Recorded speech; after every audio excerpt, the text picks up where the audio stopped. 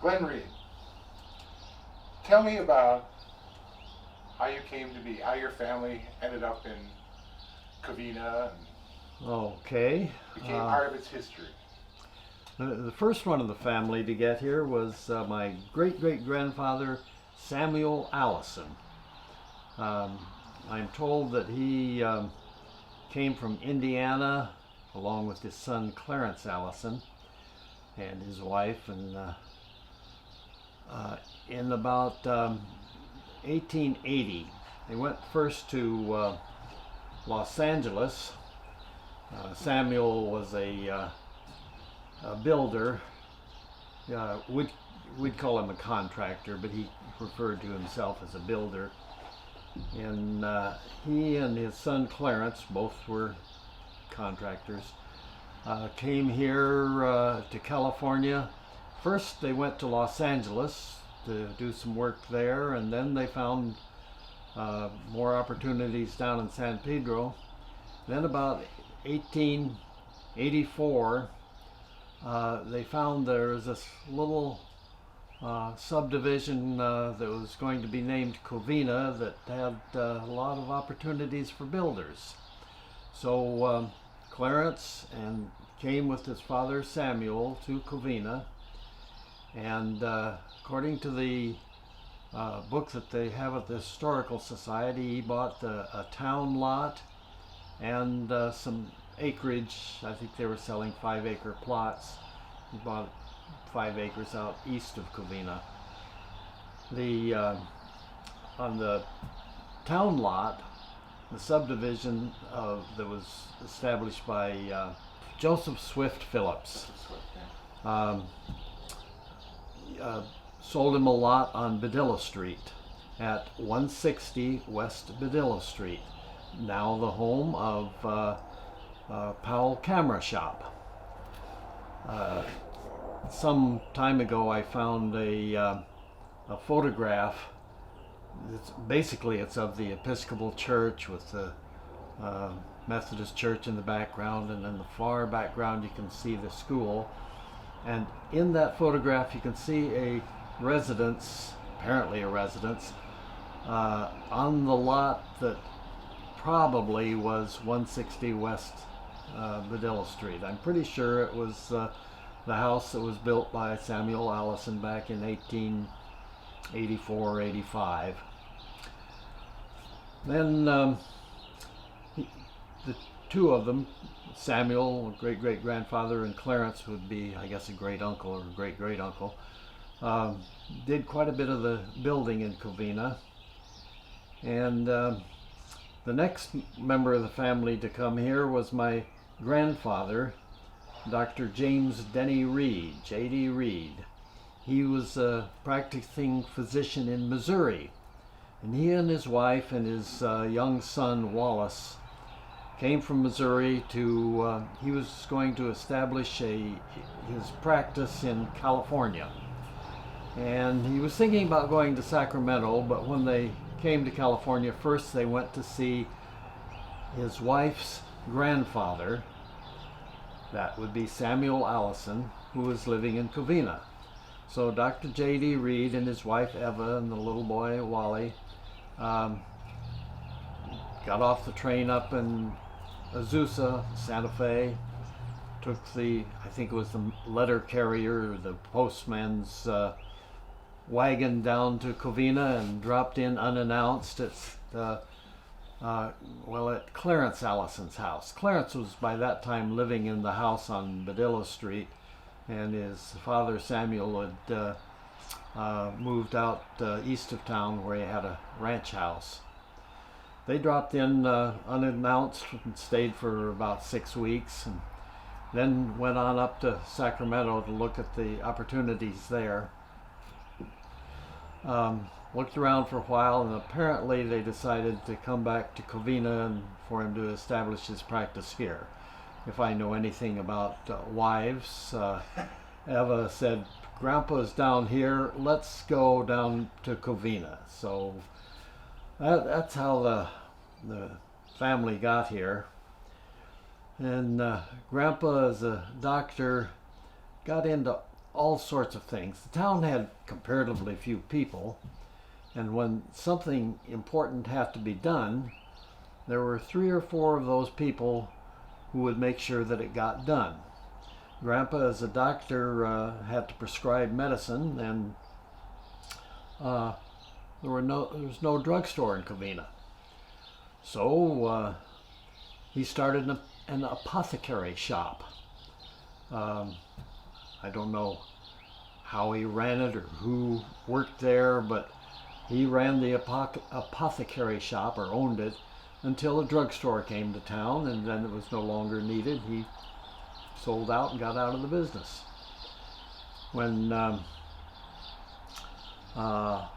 Wallace, his first son, 2 years older than my father, when Wallace was ready to start in grammar school, we'd call it elementary school today, but they always call it the grammar school. There was a one-room schoolhouse. I have a model of it over there, which maybe I can show you later on. And that one-room schoolhouse had, according to the pictures of the students standing in front of the schoolhouse, there must have been 30 or 35 kids with one teacher in that schoolhouse.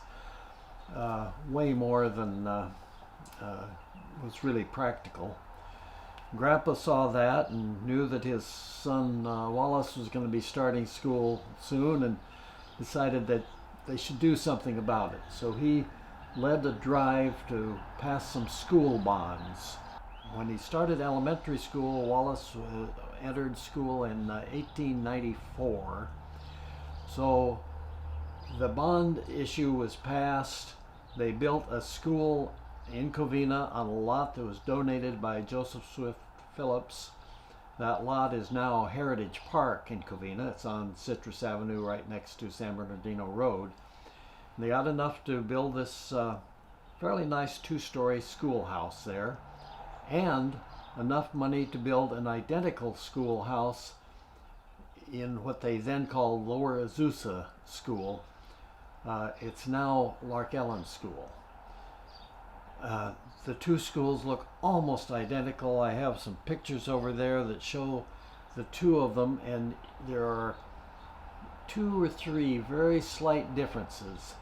If you aren't looking very carefully, you wouldn't be able to tell the 2 schools apart. But that school was finished in time for Uncle Wallace to start school in Covina. And eventually, although that school was added to, I have a model of it right over there, and it was added to in 1899 because they needed more room. 1899 they started a high school in Covina, but the students went to, the high school students used the 2nd floor of the grammar school as their schoolhouse. But when Grandpa got off the school board, he was on the school board for about, must have been 15, 20 years.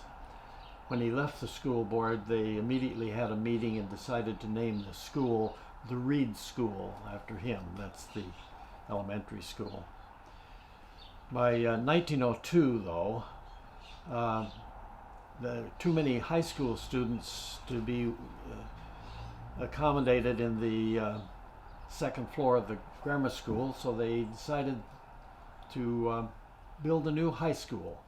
It just so happens that Uncle Wallace was ready to start high school the next year, so they wanted to get that school ready in time for Uncle Wallace, is what Grandpa was thinking about. So February of 1902, they had a bond election, and it passed easily. And then the district attorney looked at the election information and said they didn't do it right. You can't issue the bonds. Nowadays it would probably take 2 or 3 years to get a new election and get around to issuing the bonds. Then first election was in February of 1902. In June they had a new election, June of 1902, and again it passed easily. In later part of June, they had a contract let for the new high school. In the first week in December, the high school was completed, and they had an open house for the students there. During the Christmas vacations of that year, Christmas vacation 1902, they had the kids come down and help move the high school materials and desks from the old grammar school into the new high school. Something that today would never happen.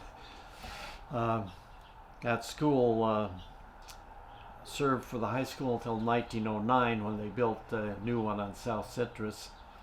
And the old high school was sold to the grammar school district, which gave them much needed room. Yeah, but in 1919 they needed a even bigger school, so they started building a new one, but they had to get the old building off. They razed the grammar school building and sold the high school building to the Masonic Lodge, who sawed it in half by hand, put it on telephone poles, and rolled it by ropes attached to a winch that was operated by some mules going around and around the winch, winding the lines over one half at a time. They pulled the old high school across the block, across School Street, and set it down on the south side of School Street. And they went back and got the second half. They didn't put them together exactly the same way they had been. They set the front half about 10 or 12 feet farther west. But that building is still there now. Served in the Masonic Lodge for about 50 or 60 years, and about 7 years ago sold to a Buddhist cultural group, and now it is a Buddhist fine art museum.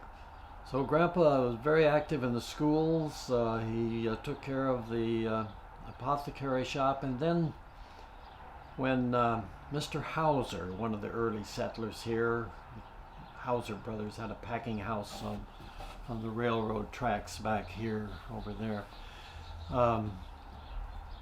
Mr. Hauser was trying to get a phone call through to Azusa. Covina did have phone service, very sparse, but they had phone service. And he couldn't get through. He finally ended up having to ride his horse up to Azusa to deliver his message. When he got back, he was really ticked off with the phone company. Phone company would give you service wherever you wanted, but if they didn't have a line there, you would have to pay, or at least subsidize, the line being moved out, run out to your house. So Mr. Hauser went to Grandpa, and the two of them decided they should have a better phone company, and they started the Home Phone Company in Covina. Grandpa was president. Incidentally, that's where they got the telephone poles to move the high school building on. First thing they did, Grandpa and Mr. Hauser, was to bring in a flat car, similar to that flat car, and loaded with telephone poles, and they started putting poles all over the place, so there'd be lines close to every house and every business in the city. Grandpa, I am told, also started the gas company. I haven't found any hard evidence of that, but apparently he started the gas company as well, and I think he was president of that. In 1906, the Covina First National Bank had been in business for 6 or 7 years, I think. They started in a building that is located where Starbucks is now, but it got too small, and they moved north across the street to the building that for quite a while was Powell Camera. Before that it was the First National Bank building, and now it's Tres Vinos, Raul Trevino's bar and grill.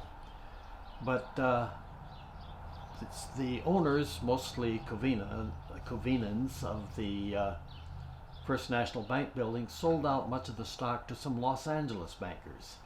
And Grandpa thought it was really important that we have a locally owned bank, and so he started a bank too. and he was president of that for the next 30 years. That was the Covina National Bank. It was located in his building, the Reed Block, which was on the northeast corner of Citrus and Badilla Street. And there was a furniture store in part of that building. The other part had a small hardware store. The hardware store moved out, and they put the bank right in the very corner of that intersection. I remember going into that bank when I was about 5 years old to take the money from my little savings bank and put it in my savings account. Later on, they moved that bank across the street into what is now called the Old Bank Building, even though it's at least the fourth. There were three other bank buildings before that one. And then eventually they moved it down to where Wells Fargo Bank is now, actually on the parking lot of Wells Fargo Bank. But when it got down there, things were getting a little bit too big for the family and the other local owners to maintain the bank, and sold out to California Bank, that became United California, that became First Interstate, and now it's Wells Fargo Bank. Grandpa was also president of one of the packing houses. There were as many as 12 packing houses in Covina all along the Southern Pacific Railroad. And I think it was the Valencia Heights Orchard packing house, which I think early on was Spruance Fruit Company. It was on the corner of the railroad tracks and Citrus Avenue. More recently, it's been the bargain box for the Intercommunity Hospital.